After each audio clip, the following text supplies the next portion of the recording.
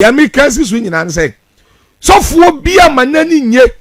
so okuta nipa ketoa ana okuta nipa kese by sofo bia manani nye say dache enkwa homa ni din bekom ana asole be bia okwa asole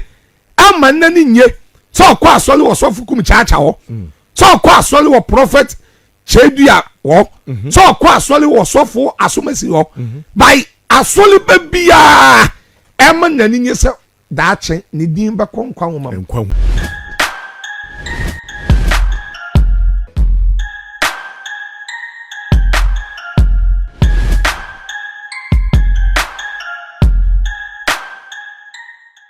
na me am the training issues babesom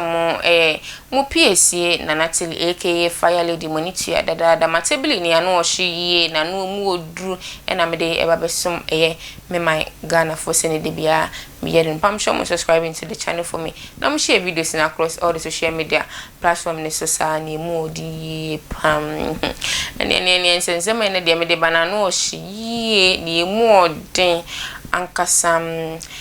Kumchacha edi nsembi ababeto abonten edi afaye Stephen Adom Kyei Duah ho se wonya nipa 2.5 million wo na asia na interest say oye genue pastor na say genue sofo mienko no mienko tie Kumchacha no musem embra ya ni ntia say yesisi ya de prophet Adom Kyei and to your friends bano asori mo a one two sisi obeji atum menu sebe nyame juma nye competition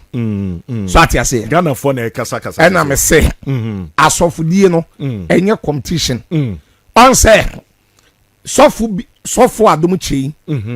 me respect ne pa ena nyame nsanso wo papa no so wabreda wabre eda ena wabedum pempen so ene woduo no eti onko nanim saa by nyame juma fi the of Kumchacha American say any competition obi be wi aso to mi wumi no pe na mienu na wawo ni nyina ye owa be ye ni patitra ye nyansafo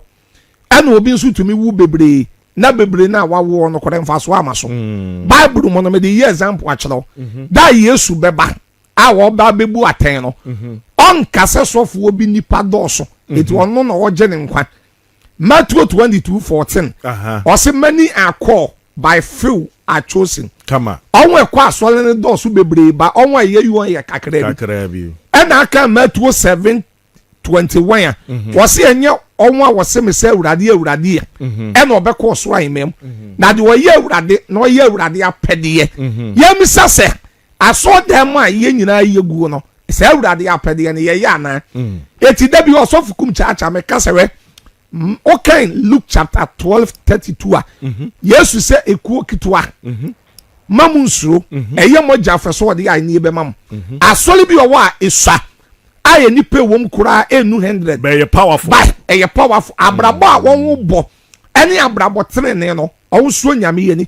ana asole bi on so edom gum bebre by sabe won nyina no won nyame akwan eti Matthew chapter 7:13 say yenhye epon tie anim na ye wo pon bi owa eso aye nipa won bebre na so ekọ sayim ana epon bi owa eye tie enipa wo mu so na so ekọ nkwam etifi sa osof Kumchacha de bi ame kasewe nyame djuma ne asofodie na ye no hwe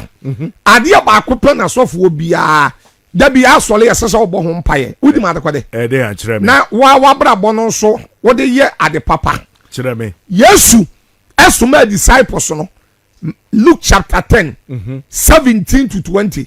disciples ne ba no say awurade ya bom paye ya kotutu bayi ahonhomone ya hu sebronsam ayese Yesu Kristo catch the disciples no say hwe mamo ni nye say ahonhomone abre wo ho ase amamo na mamo ni nye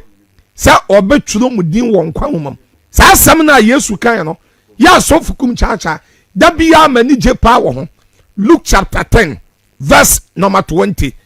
Luke 10:20 wase mamo ni nye sa ahonhomone abre wo ho ase amamo mamo ni nye so obeturo mudin wo nkwa homam the American sisu nyina say sofuo bia manani nye so okute nipa ketoa ana okute nipa kese by sofuo bia manani nye say daakye enkwa nwoma ne din bekom ana asole be bia wokọ asole ama nani nye so okọ asole wo sofo Kumchacha ho so okọ asole wo prophet Kyei Duah ho so okọ asole wo sofo Asomasi ho by asole be bia ema nani nye se daakye ne din be konkwa nwoma so ati ase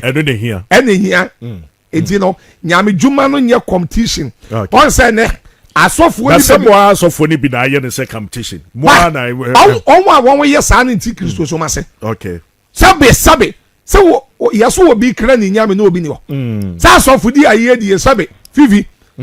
ebi di nuro na di asofo no enti sa asem na ye no kre na nye no kra de esen ebi di nuro na eye ana ebi di azan eye enti sa wo nso no sa wo nya duru asem na wo nya azan asem na kutani per 50 kura menso wani wan hwe yie na ye wadwen sa wo no obi kɔ competition ade ensese wo ye no wo be ba kwaye da fe nyame ense fro so na wagye anguase ye wiase fam wo ba di anguase osoro ayemamu so no na wasan wo nya wo mpo nkɔ wakɔgye anguase ho eti anya competition